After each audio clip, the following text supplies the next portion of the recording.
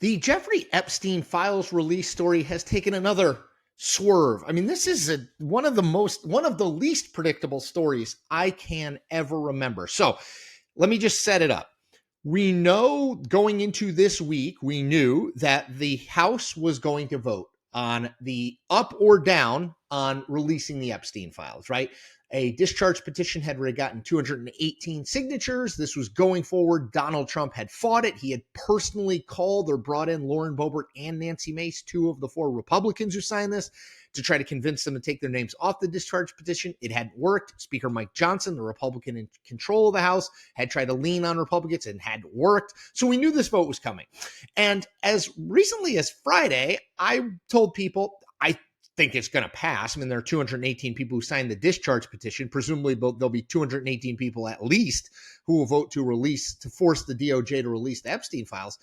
But it became clear over the weekend that this was going to pass with a bigger number than I think most Republican leadership wanted, which is not 10 Republicans crossing the aisle, not 20 Republicans crossing the aisle, but Tom Massey, who started this whole thing, started this discharge petition, said as many as 100 Republicans could cross the aisle and vote to compel the DOJ to release the Epstein files. Even Mike Johnson, the speaker, was acknowledging there were going to be a significant number of defectors on this vote. Lo and behold, Sunday night, Donald Trump, Truth Social, and I quote, "As I said on Friday night aboard Air Force One to the fake news media, House Republicans should vote to release the Epstein files because we have nothing to hide and it's time to move on from this Democrat hoax perpetrated by radical left lunatics in order to deflect from the great success of the Republican Party," which is a 180-degree reversal from where Donald Trump was 4 days ago, right? Donald Trump 4 days ago was calling Republicans on the phone to try to get them to take their name off the discharge petition. Now Donald Trump is saying, well, yeah, Republicans in the House should vote for it. Okay, so what happened? I think Donald Trump saw the writing on the wall, right? He saw that there were going to be, let's call it at a minimum 30 or 40 defections on this vote that we expect to happen on Tuesday, November the 18th. And that would look really bad for Donald Trump, right? If Donald Trump's main focus is demonstrating that he continues to be the boss of the Republican Party, and I think that is a critical focus for him, having 30 or 40 or 50 or 100 Republicans go against your stated wishes on the release of the Jeffrey Epstein files is a big deal. We've never seen that during Trump's 2 terms in office. We've never seen something like that happen. And I think he saw that it was happening and he leaned into it, right? It's the old, like, I learned this when I was driving in Connecticut. If your car slips on ice, don't jerk it the way that the car isn't going, lean into the slide. That's basically what Donald Trump is doing here. He's turning the wheel into where the car was already going in hopes he can control the slide rather than fight it. What does it all mean? Well, so it seems to me, just follow my logic here. It seems to me that if Donald Trump is telling House Republicans that they should vote for the release of the Epstein files because, quote, we have nothing to hide and it's time to move on, this is going to go to the Senate, right? The House approves it. It's going to go to the Senate. Can Donald Trump really tell Senate Republicans, oh, okay, now you guys, you don't vote for this? It seems hard for me to imagine. Now, again, the bar is higher in the Senate. It's not a simple majority vote. They need 60 votes in the Senate to end the debate and to bring it to a final majority vote. But man, it seems to me, I mean, when Donald Trump is giving the carte blanche for House Republicans to vote for it, wouldn't Senate Republicans vote for it too? And then they could say, well, we're doing this because Donald Trump said he wanted to get this all over with. And then if they approve it, then it goes to the White House for Donald Trump's signature.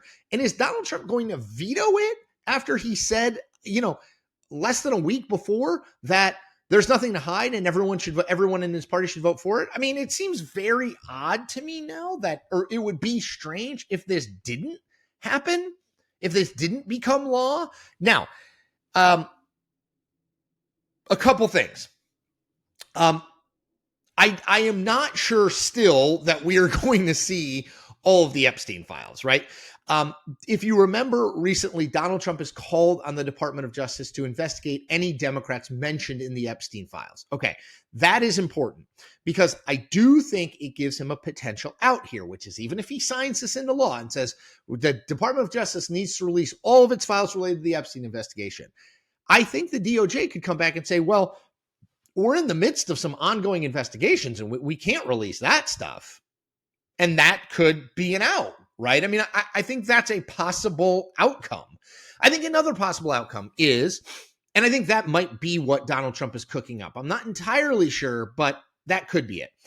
The other thing is, with the it's time to move on, I think there is a recognition by Republicans that the more time they spend talking about Jeffrey Epstein, the worse. Now, I think that Democrats have to continue to do the economy, affordability. But I think you can also shoehorn Epstein in there. Just, it's such a bad issue for Republicans because, again, they've literally flip-flopped directly on it. It was release all the files. We don't need to release any of the files. And now Donald Trump saying release all the files, right? So I think it's a bad issue for them. So I think they know it's a bad issue for them. The fact that Mike Johnson scheduled a vote this week rather than delaying it till early December, which he could have done, I think is a recognition that they're trying to get this off their plate, right? They're trying to let's get this vote. Let's move on. They need to start talking about the economy and affordability, right? Because if they don't, Democrats are going to win. So it may be that Donald Trump is trying to get this through the House, through the Senate, sign it into law, and then hope that he can just disappear it, whether through delays, whether through the whole ongoing investigations thing, but just basically like get it off the front pages, get it off of votes in the House, votes in the Senate, debates in the House and the Senate, conversations with all sorts of lawmakers about it. It may well be that that's what he's trying to do. Get this stuff through before Thanksgiving or before Christmas, and then hope that he can kind of push it off and be like, well, that's an ongoing investigation, like he did with his taxes. I'll remind people that in 2015, Donald Trump said he was going to release his taxes. It's 2025, almost 2026, still don't have his taxes, right?